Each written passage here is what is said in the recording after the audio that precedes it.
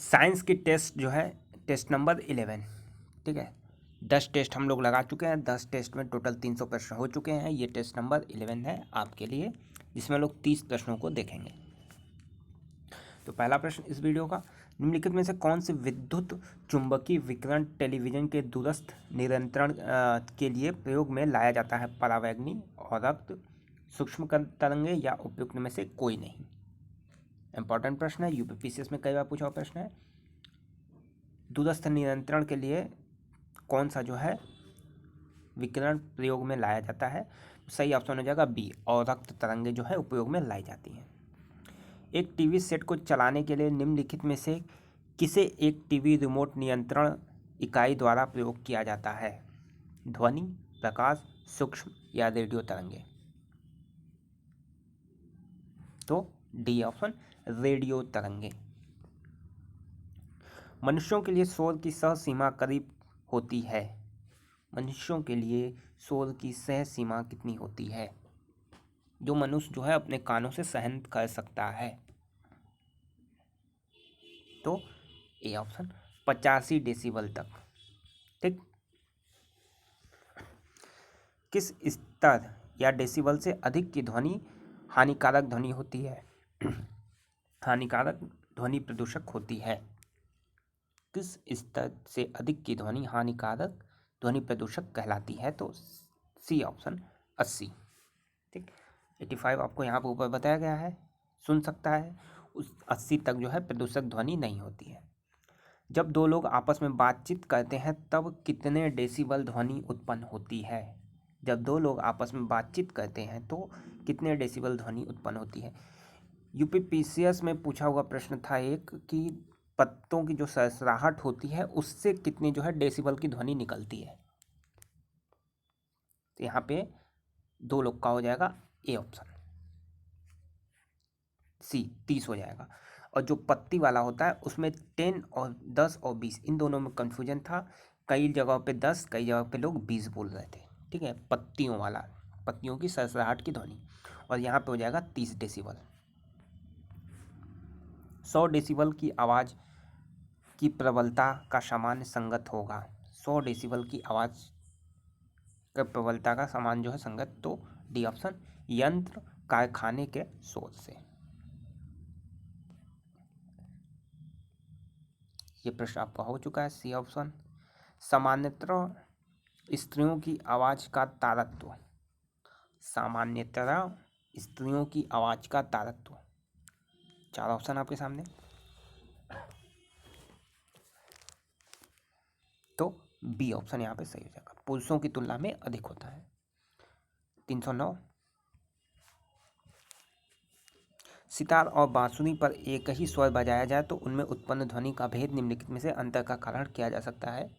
तो C option, ध्वनि गुणता। Radio तरंगों के विक्षेपण के लिए वायुमंडल के निम्नलिखित स्तरों में से कौन सा स्तर उत्तरदायी है? रेडियो तरंगों के विक्षेपण के लिए समताप मंडल, स्ट्रेटोस्फीयर, क्षोभ मंडल, ट्रोपोस्फीयर, मध्य मंडल, मेसोस्फीयर या आयन मंडल, आयनोस्फीयर? तो डी, आयन मंडल। ध्वनि के पुनरुत्पाद के लिए एक सीडी ऑडियो प्लेयर में प्रयुक्त होता है? तो सी ऑप्शन, लेजर बीम।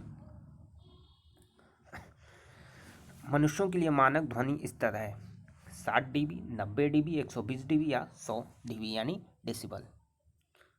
मनुष्यों के लिए मानक ध्वनि स्तर, तो ए ऑप्शन 60 डीबी हो जाएगा। इंपॉर्टेंट प्रश्न है, 60 डीबी। कॉस्मिक किरणों के संबंध में निम्नलिखित कथनों से कौन सा सही नहीं है? कॉस्मिक किरणों के संबंध में निम्नलिखित में से कौन सा जो है सही नहीं है?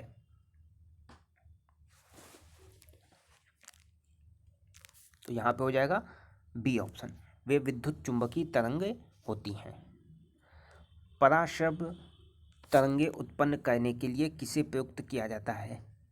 पराश्रव्य तरंगे उत्पन्न करने के लिए किसे प्रयुक्त किया जाता है?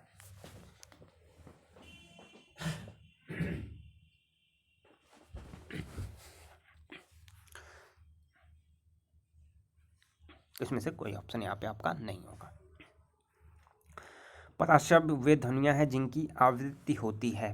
पराशब्द ध्वनि की आवृत्ति आपसे यहाँ पे पूछा है, तो बी ऑप्शन 20,000 हर्ट्ज से कम, 20 से 20,000, ठीक, तो 20,000 हर्ट्ज से अधिक बी ऑप्शन। ध्वनि तरंगे नहीं चल सकती, ठोस, द्रव, गैस या निर्वात, तो डी ऑप्शन आसान है, निर्वात में। ध्वनि तरंगे ठोस माध्यम में चल सकती है, निर्वात में, गैस में, यहाँ पे, तो यहाँ पे कौन सा हो जाएगा, डी ऑप्शन। ठोस और गैस दोनों माध्यम में चल सकती है।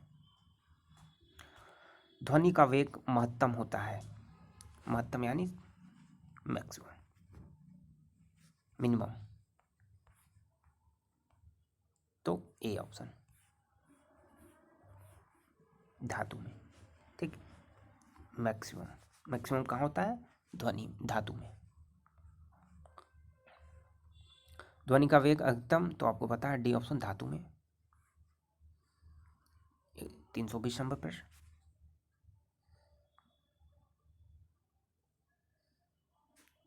ये हो जाएगा डी ऑप्शन, डॉपलर इफेक्ट, ठीक है, दूर जाता आवाज। सोनार का उपयोग हम करते हैं, सोनार,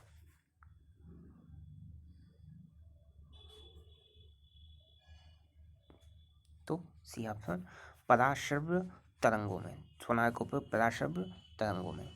कॉस्मिक किरणें, कॉस्मिक रेज, तो आवेशित कण है, बी ऑप्शन। जल, इस्पात, नाइट्रोजन में ध्वनि की चाल का आपको सही क्रम बताना है, तो डी ऑप्शन। सेकंड जो है पहले हो जाएगा, ठीक है, सबसे ज़्यादा इस्पात में होता है, तो सेकंड आप जैसे ही पहले लगाएंगे ये हो जाएगा। आरोही यानी घटते क्रम में, यानी सबसे जिसमें ज़्यादा होगा वो पहले हो जाएगा, तो इस्पात में सबसे ज़्यादा हो जाएगा। VA, VW, VS क्रमशः वायु, जल तथा इस्पात में ध्वनि की गति है, तो इस्पात सबसे पहले हो जाएगा, तो बी ऑप्शन, VS, ठीक है, VS सबसे बड़ा हो जाएगा इस्पात। मनुष्यों के लिए मानक ध्वनि स्तर 60 dB। कॉस्मिक किरणों के संबंध में निम्नलिखित कथनों में कौन सा सही नहीं है।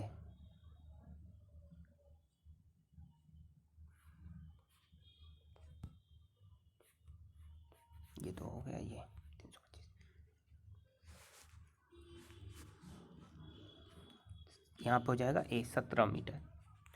16.6 होता है, लेकिन हम लोग उसे 17 मानते हैं, तो ये जो है प्रतिध्वनि स्पट के लिए जो न्यूनतम दूरी थी वो 16.6 मानिए।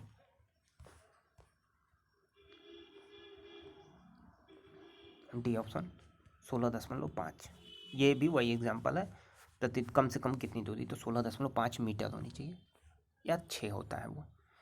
ध्वनि का वायु में वेग अनुमानतः कितना होता है, तो ध्वनि में वायु का वेग, सी ऑप्शन, 330 यहाँ दिया है, 332 मीटर प्रति सेकंड होता है, ठीक है, सी ऑप्शन। 328,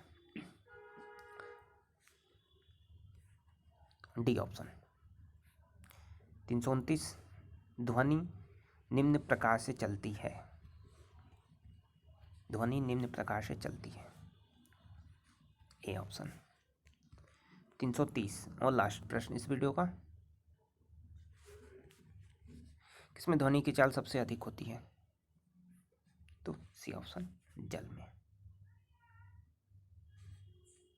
ठीक। तो ये टेस्ट नंबर 11 आपके लिए यहाँ पे समाप्त किया जाता है। वीडियो पसंद है तो लाइक कर दें, धन्यवाद। अगली टेस्ट सीरीज आपको जल्दी मिलेगी, जिसमें हम लोग 30 और प्रश्न सॉल्व करेंगे।